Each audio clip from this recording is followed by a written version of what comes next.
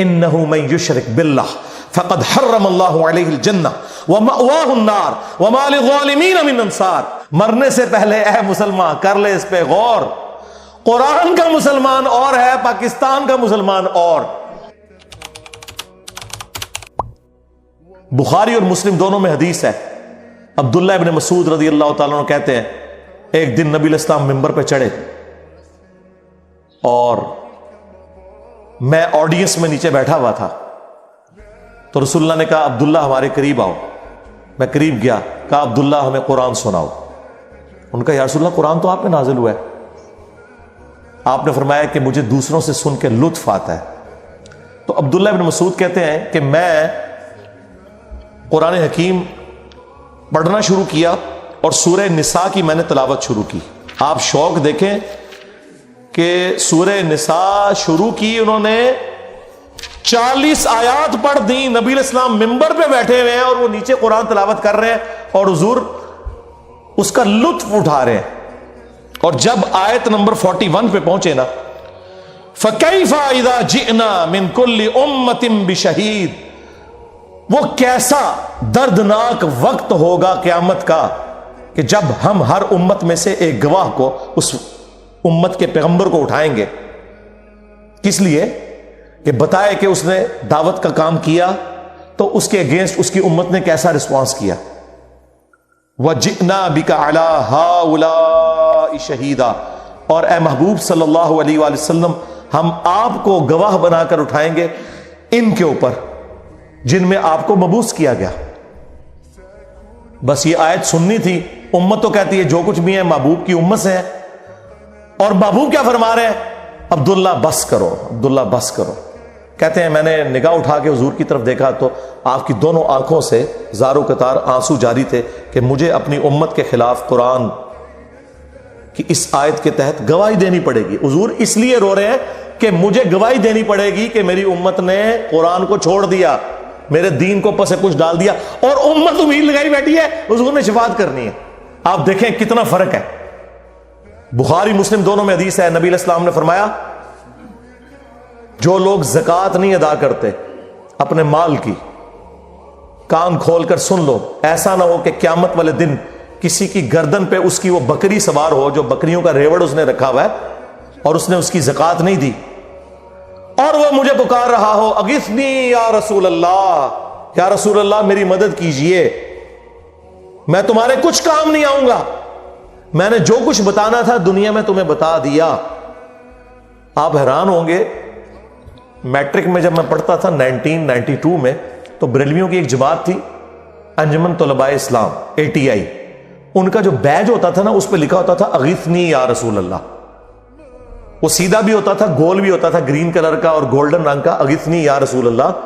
کاش اس کے نیچے بخاری اور مسلم کی اس حدیث کا نمبر لکھا ہوتا جس کے اندر یہ جملہ آیا ہے. ہم تو اس کو لیتے تھے یا رسول اللہ ہماری مدد کرے، لیکن یہ جملہ تو نبی علیہ السلام نے امت کے لیے ٹونٹ کے طور پہ بولا ہوا ہے کہ تم تو مدد مانگو گے، میں نے تمہارے کام نہیں آنا. کیوں؟ اس حدیث میں الفاظ ہے میں نے تمہیں دنیا میں بتا دیا تھا. کہیں ایسا نہ ہو کہ کسی کی گردن پہ اس کی گائے سوار ہو جس کی اس نے زکوٰۃ نہیں دی، جب وہ گائے 40 کے عدد کو پہنچے، یعنی عام گائے کی زکوٰۃ نہیں ہے، اور وہ چیخیں مارتا ہوا کہ اغثنی یا رسول اللہ، یا رسول اللہ میری مدد کرے، میں نے تمہیں دنیا میں اللہ کا پیغام پہنچا دیا تھا، میں تمہارے کچھ کام نہیں آؤں گا. پھر نبی علیہ السلام نے اونٹ کا سوار ہونے کا ذکر کیا.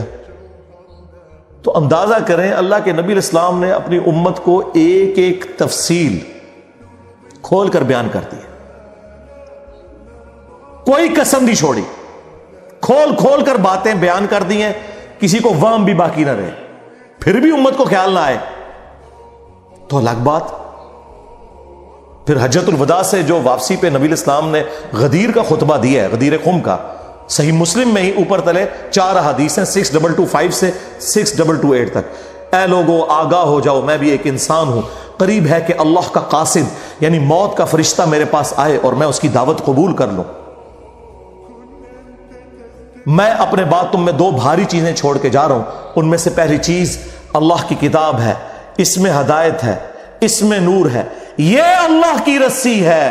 ہاں جو اسے پکڑے گا ہدایت پہ ہوگا، جو چھوڑ دے گا گمراہ ہو جائے گا. اور زائد ابن ارقم کہتے ہیں کہ نبی علیہ السلام پھر ترغیب دلاتے رہے اللہ کی کتاب، اللہ کی کتاب، اللہ کی کتاب.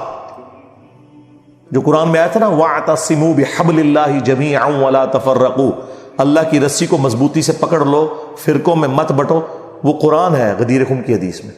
اس کو وائس ورثہ بھی کر لو کہ جو قرآن کو نہیں پکڑے گا وہ فرقوں میں بٹ جائے گا. کیونکہ کامن بانڈ اللہ نے بتا دیا، اللہ کی رسی کو پکڑ لو اور فرقوں میں مت بٹو. اس کا کیا مطلب ہے کہ جو نہیں پکڑے گا فرقوں میں بٹ جائے گا، اور وہ ہو گیا. اور فرمایا دوسری بھاری چیز میرے اہل البیت ہیں، میں اپنے اہل البیت کے معاملے میں تمہیں اللہ کا خوف دلاتا ہوں، یعنی میری وفات کے بعد ان کے ساتھ حسن سلوک کرنا. یہ 3 دفعہ آپ نے جملہ بولا، لیکن امت نے نہ قرآن کو پکڑا اور نہ اہل بیت کو زندہ چھوڑا. بالکل الٹ امت چلی. پھر بخاری اور مسلم دونوں میں حدیث ہے، اللہ کے محبوب صلی اللہ علیہ وآلہ وسلم جب کبھی بھی خطبہ دیتے تھے نا تو آپ علیہ السلام ممبر پہ آ کے کہتے تھے اما بعد فإن خیر الحدیث کتاب اللہ وخیر الہدی ہدی محمد صلی اللہ علیہ وآلہ وسلم وشر الامور محدثاتها وکل محدثۃ بدعہ وکل بدعۃ ضلالہ وکل ضلالۃ فی النار. کچھ الفاظ سنن نسائی کے، میجر پورشن جو ہے وہ صحیح مسلم ہے. آگاہ ہو جاؤ، سب سے بہترین کلام اللہ کی کتاب ہے، سب سے ہدایت یافتہ راستہ محمد صلی اللہ علیہ وآلہ وسلم کا ہے. بدترین کام وہ ہیں جو دین میں خود سے جاری کر دیے جائیں، وہ سارے کام بدعتیں ہیں، اور تمام بدعتیں گمراہیاں ہیں، اور تمام گمراہیاں جہنم میں لے جانے والی ہیں. اندازہ کریں. اور بخاری اور مسلم دونوں میں حدیث موجود ہے. عبداللہ ابن ابی اوفا سے کسی نے پوچھا، جو رسول اللہ کی وفات کے بعد 75 ایئرز تک زندہ رہے، 86 ہجری میں فوت ہوئے، کہ بتائیں کہ رسول اللہ نے اپنا وصی کسی کو بنایا تھا؟ تو انہوں نے کہا نبی علیہ السلام نے ہمیں قرآن کے مطابق چلتے رہنے کی وصیت کی تھی. قرآن وصی رسول ہے، خلیفۃ الرسول ہے، وصی رسول، جس کے اوپر آج سنی شیعہ 2 فرقے بنے ہوئے ہیں. سیدنا ابوبکر خلیفۃ الرسول ہیں صحابہ کرام کے اجماع کے اوپر. وصی رسول نہیں، وصی رسول قرآن ہے. وصی رسول نہ سیدنا ابوبکر ہے نہ سیدنا علی ہے، اور وہ نیچرل ہے، کیونکہ 2 سال کے بعد تو حضرت ابوبکر بھی فوت ہو گئے. ہاں 12 سال کے بعد سیدنا عمر بھی شہید ہو گئے، 24 سال کے بعد سیدنا عثمان بھی شہید، اور 30 سال کے بعد سیدنا علی بھی شہید. اور آخری صحابی ابو طفیل عامر بن واصلہ 110 ہجری میں نبی علیہ السلام کی وفات کے 100 سال کے بعد وہ دنیا سے چلے گئے. اس کے بعد اس پلانٹ ارتھ پہ کوئی صحابی نہیں ہے. نبی علیہ السلام کسی صحابی کو بھی وصی بناتے تو مر تو اس نے بھی جانا تھا، یہ زندہ چیز چھوڑی. بخاری مسلم دونوں میں حدیث ہے، اللہ نے ہر نبی کو کوئی نہ کوئی معجزہ دیا تھا، اور جتنے لوگ اس نبی پر ایمان لاتے تھے اسی معجزے کی وجہ سے لاتے تھے. مجھے اللہ نے سب سے بڑا وحی کا معجزہ دیا ہے قرآن. میں اللہ سے امید کرتا ہوں سب سے زیادہ میرے امتی ہوں گے جنت میں جانے والے، کیونکہ میرا معجزہ سب سے بڑا ہے قرآن کی وجہ سے. اور بخاری مسلم میں آ گیا کہ جنتیوں کا نصف میری امت سے ہے، قرآن کی وجہ سے. جامعہ ترمذی میں، سنن ابن ماجہ میں حدیث ہے جنتیوں کی 120 میں سے 80 صفحے میری امت سے، قرآن کی وجہ سے. یعنی قرآن مطلب یہ مردوں کو بخشنے کی وجہ سے نہیں، سرکار عمل کرنے کی وجہ سے. تو نبی علیہ السلام کا وصی، آپ کا خلیفہ، آپ علیہ السلام کا انسٹرومنٹ آف دعوت، ہر چیز. صحیح بخاری میں ایک بڑی زبردست حدیث ہے جو میں نے ایک دفعہ اپنے ممبر سے بیان کی ہے، ادروائز وہ حدیث آپ نے کبھی سنی نہیں ہوگی، کیونکہ اس کے ساتھ 295C جڑی ہوئی ہے. صحیح بخاری میں ایک چیپٹر ہے کتاب الاعتصام بالکتاب والسنہ، قرآن و سنت کو مضبوطی سے پکڑنا. اس چیپٹر میں امام بخاری ایک حدیث لے کے آئے ہیں کہ جب حضرت ابوبکر کی بیعت کی گئی نا تو دوسرے دن حضرت ابوبکر صدیق رضی اللہ تعالیٰ عنہ آڈینس سے خطاب کرنے کے لیے مسجد نبوی میں آئے. تو ان کے خطاب کرنے سے پہلے حضرت عمر ممبر پہ چڑھے، جس طرح آج کل بھی اسٹیج سیکٹری کے طور پہ، اور کمال کا خطبہ دیا. 2 جملوں کا خطبہ ہے وہ بخاری میں آیا، لیکن مولوی نہیں آپ کو بتائے گا. جن کو بتانا چاہیے وہ بھی ڈرتے ہیں بتاتے ہوئے، جن کو نہیں بتانا چاہیے وہ تو نہیں بتائیں گے. حضرت عمر کے الفاظ ہیں کہ دیکھو، یعنی حضور کے غم کی وجہ سے لوگ دکھی تھے یعنی جس شخصیت کو آپ اپنے ماں باپ اولاد سب سے بڑھ کر عزیز سمجھتے ہیں اور وہ دنیا سے چلی جائے تو صحابہ کرام کی تکلیف کا اندازہ کون کر سکتا ہے؟ تو سیدنا عمر نے کہا کہ دیکھو اللہ نے اپنے نبی کے لیے وہ پسند کیا جو اللہ کے پاس تھا، وہ اس سے بہتر تھا جو دنیا میں۔ وَلَلْآخِرَةُ خَيْرٌ لَكَ مِنَ الْأُولَىٰ، اے نبی تمہارا ہر آنے والا لمحہ گزرے ہوئے سے بہتر ہوگا۔ کیوں؟ وَرَفَعْنَا لَكَ ذِكْرَكَ، ہم نے آپ کے لیے آپ کا ذکر بلند کر دیا۔ دنیا میں کوئی لمحہ ایسا نہیں ہے کہ اللہ کے ساتھ رسول اللہ کا نام نہ بولا جاتا ہو اذان کے اندر، اللہم صلی علی محمد وعلی آل محمد۔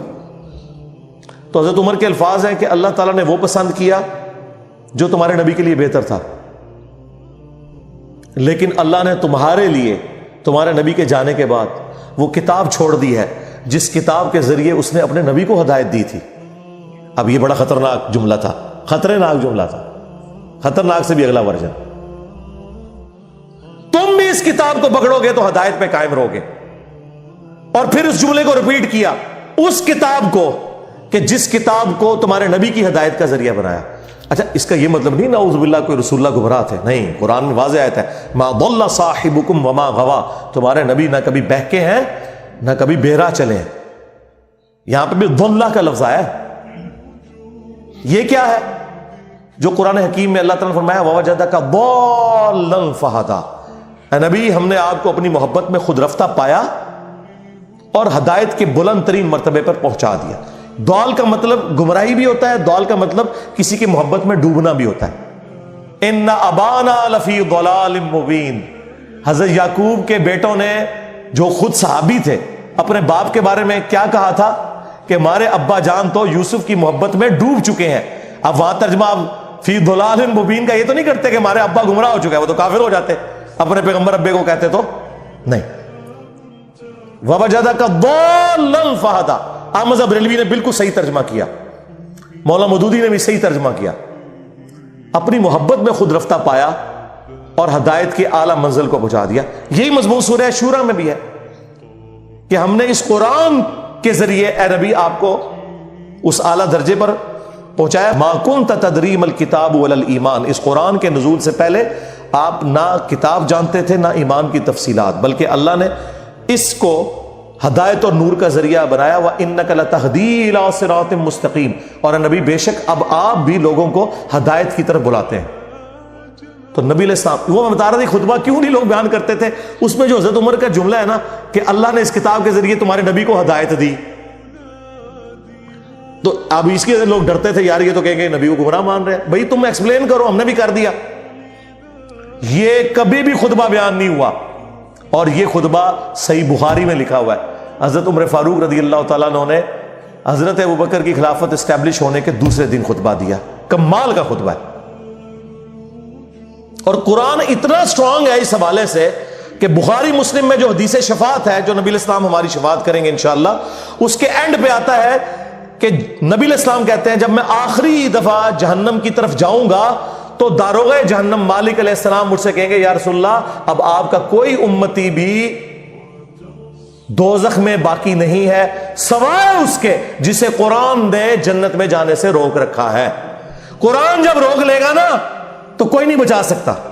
یہ ویسے شعر ہے، خدا کا پکڑا چھڑائے محمد کا پکڑا چھڑا کوئی نہیں سکتا۔ کتنا یہ ظلم کر رہے ہیں، اللہ اور رسول کا مقابلہ کروا رہے ہیں، نعوذ باللہ۔ اور بخاری مسلم میں لکھا ہے کہ یا رسول اللہ قرآن نے روک لیا ہے، اب آپ کی شفاعت بھی ان کے کام نہیں آئے گی جن کو قرآن نے جنت میں جانے سے روک لیا ہے۔ اور قرآن نے کن کو روک لیا؟ انہ من یشرک باللہ فقد حرم اللہ علیہ الجنہ ومأواہ النار وما للظالمین من انصار، بے شک جو کوئی بھی اللہ کے ساتھ شرک کرے گا اللہ نے اس پہ جنت حرام کر دی ہے، اس کا ٹھکانہ جہنم ہے، وہاں اس کا کوئی مددگار نہیں ہوگا۔ قرآن نے جنت حرام کر دی ہوئی ہے۔ حتیٰ کہ بخاری اور مسلم دونوں میں حدیث ہے اللہ نے ہر نبی کو ایک مقبول دعا دی تھی جو اس نے دنیا ہی میں کر لی، لیکن میں نے اپنی دعا چھپا کے رکھی ہے قیامت کے دن کے لیے، اور میری اس دعا سے میرے ہر امتی کو نفع پہنچے گا سوائے اس شخص کے کہ جس نے دنیا میں اللہ کے ساتھ کسی قسم کا شرک کیا۔ شرک is the most sensitive issue in the sight of Allah. اور شرک اور نماز یہ دو سینسٹیو ٹاپکس ہیں۔ قرآن کی توہین وہی لوگ کر رہے ہیں اصل میں جو قرآن پڑھنے سے روک رہے ہیں، جس کی وجہ سے شرک پھیل رہا ہے اور نماز سے کوسوں دور ہے، کیونکہ انہوں نے قرآن تو پڑھا نہیں، انہیں پتا کیسے چلے کہ قرآن کا مسلمان اور ہے اور پاکستان کا مسلمان اور۔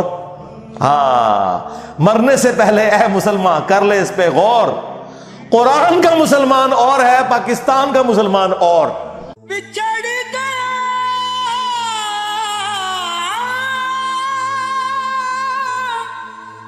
میرے دل دا جانی تے میں ککھاں وانگر رل گئی، پھلاں نال نازک جندڑی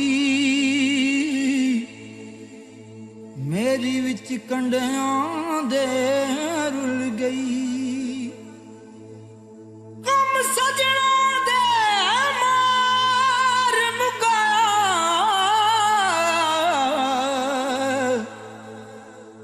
تے میں اتھروں بن کے ڈل گئی، ایک مایا تیری یاد نہ بھلدی،